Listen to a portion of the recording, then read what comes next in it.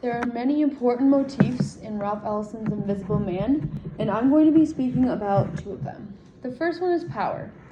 The abuse of power is a prominent motif throughout the entirety of Invisible Man, starting with the white elites who pretended to be for social equality to the outside world, but used their power to abuse others in the privacy of their club. Then, Dr. Bledsoe, who tells the narrator that he uses power to manipulate both those above and below him. Brockway uses this power to force others to help him achieve success.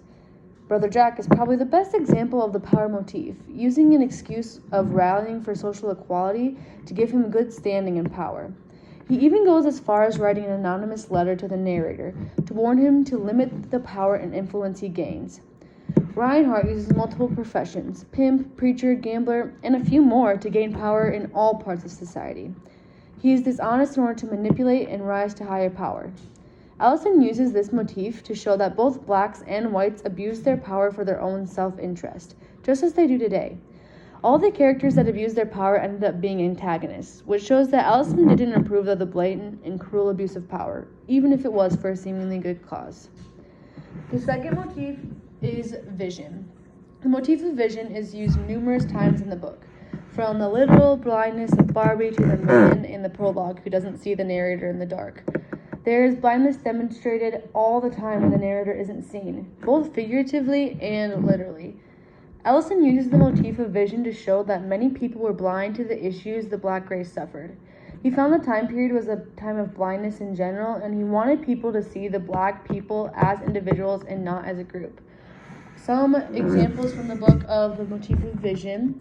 The first one is on page 36. It says, I am standing puzzled, unable to decide whether the veil is really being lifted or lowered more firmly in place, whether I am witnessing a revelation or a more efficient blinding.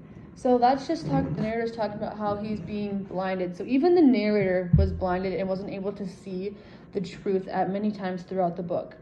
Another example is found on page 475.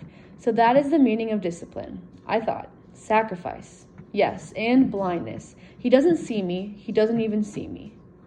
So this is talking about Brother Jack, and he is telling the narrator that he needs to listen and do what he says, and he has to sacrifice stuff to do so.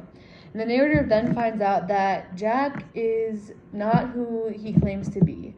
He doesn't really see the black people as individuals. He sees them as a group, and he's blind to all the truth, and he blocks it out, and it makes him a hard person to be able to lead and actually help people achieve equality.